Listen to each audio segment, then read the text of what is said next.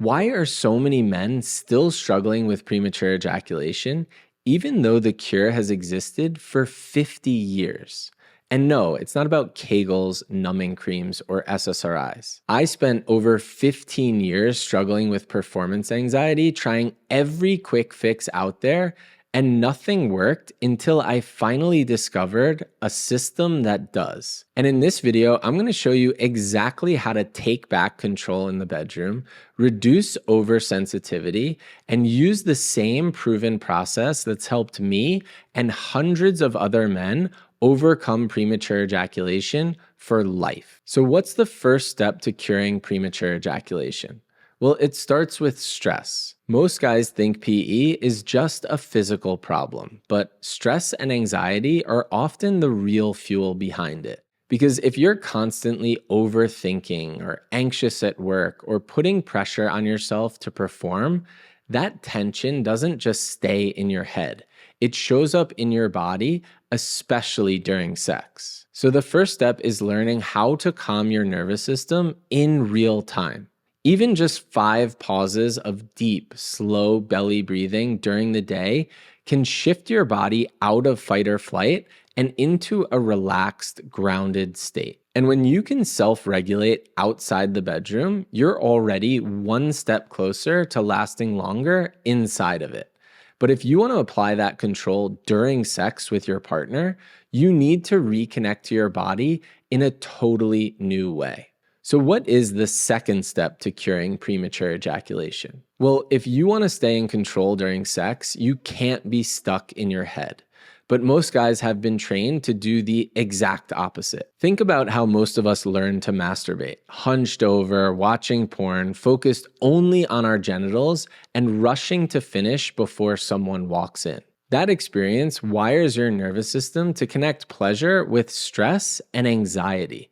And when that conditioning follows you into the bedroom, it's no surprise that your body is primed to finish fast. The second step is all about rewiring your sexual response system. You start teaching your body that pleasure isn't just a quick, anxious release. It's something you can slow down and expand and actually enjoy. This is where body mapping comes in. Instead of limiting your pleasure to just your penis, you retrain yourself to feel pleasure throughout your whole body. When your entire body becomes a source of sensation, something shifts. Your arousal naturally slows down, your penis stops feeling overly sensitive, and the pressure to perform fades away. The result is you stop rushing towards ejaculation and start learning how to ride the waves of pleasure with control. And once you've built that foundation, you're ready to start mastering genital touch. So what is the third step to curing premature ejaculation? This is where control gets real. The next step is learning your arousal so well that you know exactly when you're about to go over the edge and how to pull back in time. This moment, the point of no return, is where most guys panic or lose control. But you're going to get comfortable with it.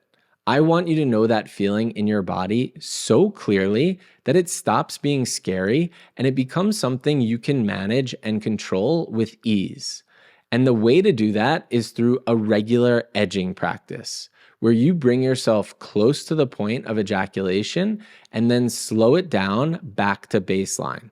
And then you repeat this process 5 to 10 times. As you practice, you'll start to recognize the exact signs of rising arousal, and you'll learn how to regulate it using your breath, stimulation, and awareness instead of going over the edge. And here's the part most men don't know. This exact method was clinically tested by Masters and Johnson, the pioneers of modern sex therapy, back in the 1970s. And they found it was nearly 100% effective for helping men last longer in bed. This is a proven technique that builds real confidence. Because when you know how to manage that edge, sex stops feeling like a race and it starts feeling like connection.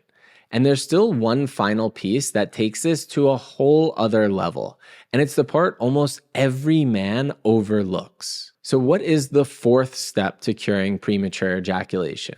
The final step is one most men try to avoid, but it might be the most powerful. Open communication. Premature ejaculation can feel deeply embarrassing. In fact, up to 90% of men who deal with it never even tell their doctor, let alone their partner. And I get it. I kept my performance anxiety hidden for over 15 years.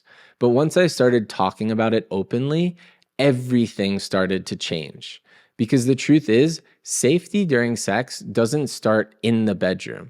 It starts with honest conversations. And when you can clearly ask for what you want and express what you don't like and speak up about what helps you relax, everything shifts.